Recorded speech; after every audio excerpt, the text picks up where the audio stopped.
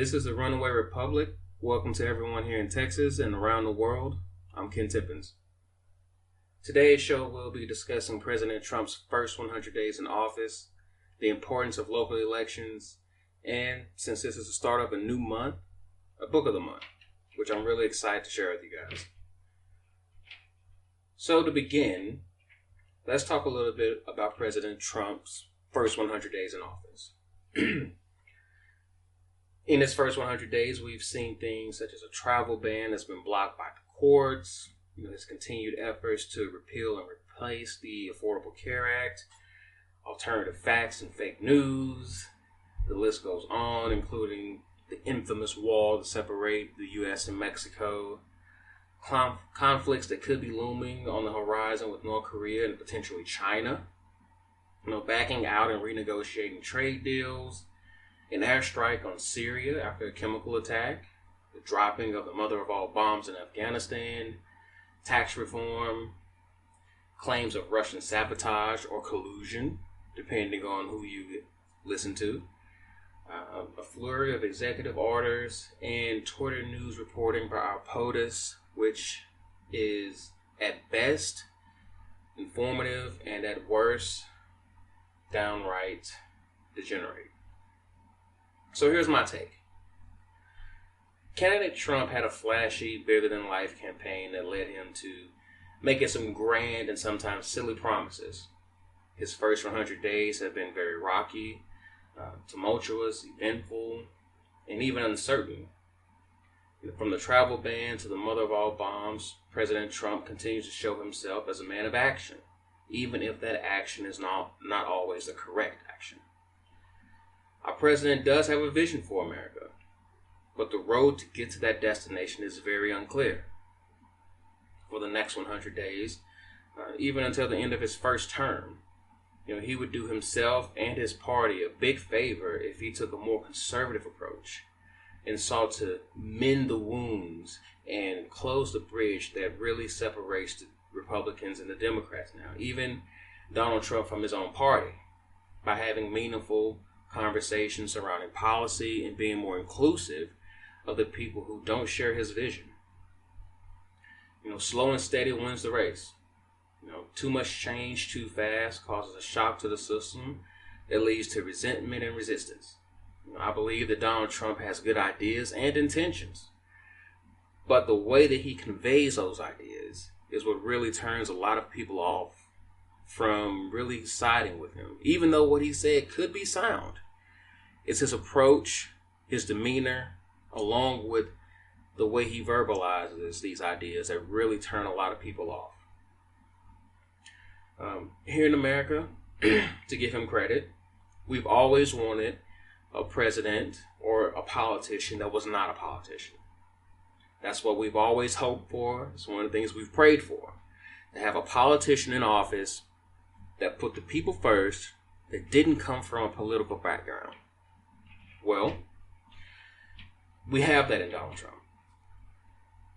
We have that, and now we don't seem to understand that this is exactly what we wanted. Forever and a day, we've always wanted a politician that wasn't a politician. Well, we voted, and we elected, and we have a president that is a non-politician. Now, with that, we also should extend a measure of grace, because we can't expect our president to be politician-like and be a non-politician at the same time. We should give him a certain measure and a certain degree of understanding, that which you would give a newly hired employee that is new to a job, which, to be honest, nothing on this planet could truly prepare you for. Does Donald Trump say some things that are just completely abrasive, insensitive, and out of touch? Absolutely. But he also says a lot of things that makes a lot of sense. He has some really sound policy ideas. I believe that we do need to renegotiate a lot of trade deals. I do believe that we do need to take a really hard look at illegal immigration. Now, I understand that Donald Trump's personality may be his biggest hindrance, but we have to give the man credit. We elected him. And he is doing the most that he can do for being elected with the platform that he was elected under. What we have to do now is to exercise our political freedoms and our political rights and join and participate in our political process. Here in America, we have one of the lowest voter turnouts in the world. And surprisingly, the people with the least amount of participation in our system are oftentimes the people with the most complaints, which is something that leads me into sort of a state of, I guess, divine anger. How can a person complain about a system which you have no active part in? If you're that upset about Donald Trump becoming president, ask yourself a question. Did you vote? First. Second, did you encourage those that you love to vote? Did you encourage the people that you associate with to vote? And if the answer is no, then maybe you should stop complaining and start participating. I, for one, have always been a big proponent of sanctions for people that didn't vote, maybe in the form of a tax or a penalty, but some sort of corrective action. As the greatest country that this world has ever produced, to this point, it is shameful that we have such a low voter turnout. And what's even more shameful is that when people don't vote, they complain. Now, with all that being said, there is no contesting it. President Donald J. Trump is just that, president. A lot of people are still upset. Well, guess what? It's time to get over it. He won fair, square, despite Russian hacking, allegations of Russian intervention in our policies. The man is president. And as faithful and loyal American citizens, we should do what we can do to either A, help this country get along, or B, vote in a new president when the time comes. But for now, we need to do our part in making sure that we aren't being treasonous. There's a fine line between protesting and treason. A very fine line. The right to protest, absolutely. But when that protest is denying a person the presidency because we're unhappy, well, that's our process. That's who we are. The peaceful transition of power, whether we like the person that's coming in or not. So with that segment, I want to move on to something that I really wanted to start to introduce, called the Did You Know question. So our Did You Know for this week is a question about a president. The question is, who was the first president to be born a U.S. citizen? And I'll give you the answer to that right after our local segment. So our local segment here is really concerning states and local elections. On May 6th, a number of local counties in Texas will hold their general elections, including my newly adopted city, Irving, Texas. In many ways, local elections are, I dare say, more important than national elections. Here are some reasons why. Number one, education. Property taxes directly fund our school districts. Voting the right people in on our school boards is critical to the health of the schools and the overall direction and quality of the education our children are going to receive. For people that don't have children, well, guess what? This still affects you too, because chances are, if you own a home, you're still paying property taxes, especially here in Texas. It's been proven time and time again that there's a correlation between low-performing schools and the amount of crime that is surrounding those schools. So, if we want to make sure that we're giving our children the best future that we can, then we definitely want to make sure that we're getting the right people in on these school district boards. That means voting locally.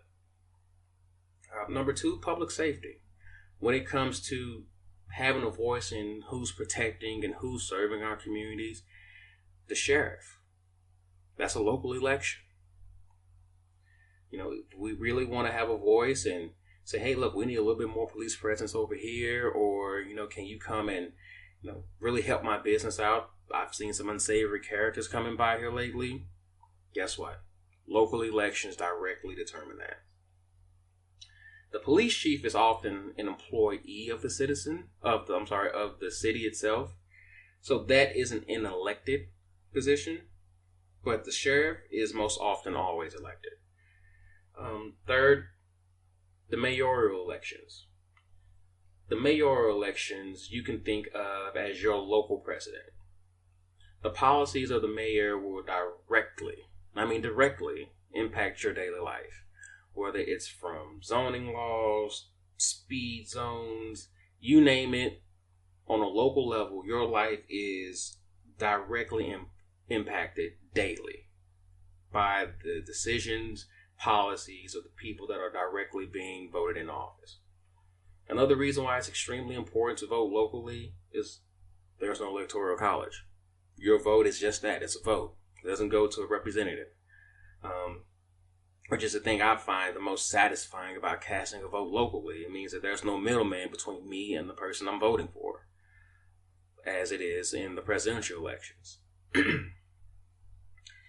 Lastly, voting locally, it just means so much more. It's so much more satisfying, if I have my say. It's so much more satisfying because you get to directly see and actually feel the impact of your vote. Versus a candidate that is more business-like, versus a candidate that is more agricultural. You can really see it tangible, viscerally, how candidates impact your daily life when it comes to local elections.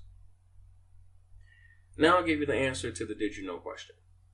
So the answer to our question, which was, who was the first president to be born a U.S. citizen? Well, the answer is President Martin Van Buren. He was the 8th president of the United States and the first president to be born a U.S. citizen and not a British subject. He was born in Kinderhook, New York, and he served as president from 1837 to 1841. Now, finally, I'll leave you with a book of the month. So this is a book that has been recommended to me by a few friends, and I finally got around to picking it up, and I'm going to be going through that this month. It shouldn't take a month to read, but the way I read, I tend to try to digest it in meaningful chunks. Digest it, think on it, meditate on it a little bit, and try to put some of it into practice. But at any rate, the book of the month is The Way of the Superior Man by David Deida. This book was originally published in 1997, and it is supposed to be the spiritual guide for a man. And I'll read to you a little snippet from the back of this that will give you a little bit more insight into what this book is trying to accomplish. The snippet follows. It is time to evolve beyond the macho jerk ideal, all spine and no heart, writes Deida. It is also time to evolve beyond the sensitive wimp ideal, all heart and no spine. The Way of the Superior Man presents the ultimate challenge and reward for today's man to unify heart and spine through the full expression of consciousness and love in the infinite openness of the present moment. And with that concludes our episode.